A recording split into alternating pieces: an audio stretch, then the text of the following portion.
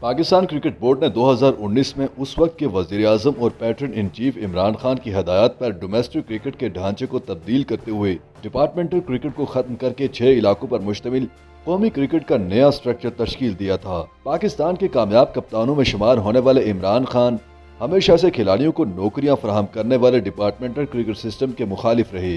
اور وزیر اعظم بننے کے بعد موقع ملتے ہی انہوں نے پی سی بی کو آسٹریلیا کی طرز پر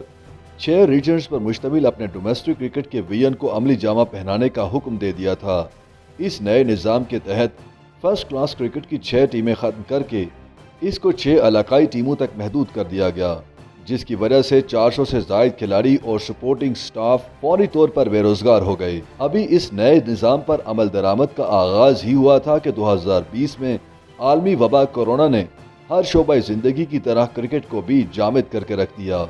جس سے پروفیشنل کرکٹرز کی مشکلات بڑھ گئیں اور قومی کرکٹ کا یہ نیا سٹرکچر ناکامی کے خدشے کا شکار ہو گیا۔ کرکٹ کے بیشتر حلقوں سے اس پر تنقید کی گئی اور پاکستان کے سینئر کرکٹرز مصباح الحق، محمد حفیظ اور اظہر علی کے ہمراہ کرکٹ بورڈ کے حکام نے وزیر اعظم سے ملاقات کر کے پرانا نظام بحال کرنے کا مطالبہ کیا،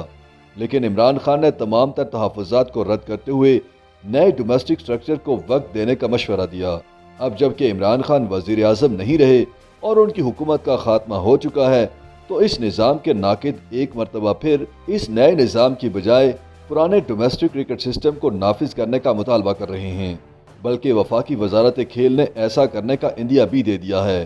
اردو نیوز کی ایک رپورٹ کے مطابق عمران خان کے تجویز کردہ اس نئے نظام میں ہر علاقے کی 2 ٹیمیں بنائی جاتی ہیں، جس میں بہترین کھلاڑیوں کو فرسٹ 11 جبکہ سیزن میں عمدہ کارکردگی نہ دکھانے والے کھلاڑیوں کی تنازلی کرتے ہوئے سیکنڈ 11 کا حصہ بنایا جاتا ہے۔ 2 سال سے زائد عرصہ تک نافذ العمل رہنے والے اس ڈومیسٹک کرکٹ کے نئے سٹرکچر کی وجہ سے بہت سے کھلاڑی قومی منظر نامے سے غائب ہو گئے ہیں اور کئی نئے کھلاڑی ابھر کر سامنے آئے ہیں۔ سال 2019 کے قائد اعظم ٹرافی کے سیزن میں سب سے زیادہ رنز بنانے والی فہرست میں شامل جنوبی پنجاب کے کپتان سمیع اسلم نے سیزن میں 78 کی اوسط سے 864 رنز بنائے تھے، لیکن کوچ کے ساتھ اختلافات ہونے کے باعث سیزن کے دوران ہی ان کو کپتانی سے ہٹا دیا گیا اور 2020 میں نسبتاً کمزور ٹیم بلوچستان میں شامل کیا گیا اور بعد ازاں انہیں بلوچستان کی فرسٹ 11 کی ٹیم سے تنازلی کے بعد سیکنڈ 11 میں شامل کر دیا گیا، جس کے بعد انہوں نے دل برداشتہ ہو کر پاکستان ہی چھوڑنے کا فیصلہ کر لیا اور اپنے بہتر مستقبل کے لیے امریکہ روانہ ہو گئے۔ سمیع اسلم نے جب پاکستان چھوڑنے کا فیصلہ کیا تو اس وقت وہ اپنے کیریئر کے عروج پر تھے اور انہیں پاکستان ٹیسٹ ٹیم کا مستقل اوپنر بلے باز سمجھا جاتا تھا۔ سمیع اسلم نے پاکستان کی جانب سے 13 ٹیسٹ میچز میں نمائندگی کی، جس میں انہوں نے 31 کی اوسط سے 758 رن سکور کیے اور اس میں 7 نصف سنچریاں بھی شامل تھیں۔ 2016 میں یونائیٹڈ بینک کی ٹیم کی جانب سے اپنے فرسٹ کلاس کیریئر کا آغاز کرنے والے بائیں ہاتھ کے سپنر عمر خان کا شمار بہترین آف سپنرز میں کیا جاتا تھا۔ 2019 کے پی ایس ایل کے سیزن میں کراچی کنگز کی نمائندگی کرتے ہوئے انہوں نے بہترین ایمرجنگ کھلاڑی کا اعزاز بھی حاصل کیا، لیکن ڈومیسٹک ڈھانچے میں تبدیلی کے بعد وہ فرسٹ 11 میں جگہ نہیں بنا پائے اور انہیں جنوبی پنجاب کی ٹیم میں شامل کیا گیا۔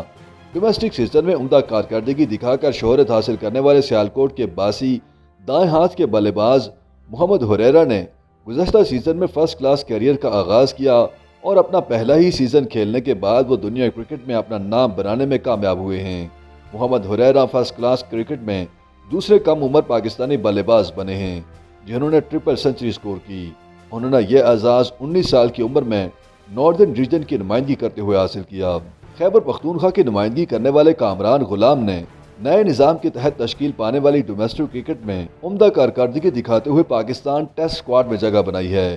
انہوں نے گزشتہ قائد اعظم ٹرافی ٹورنامنٹ میں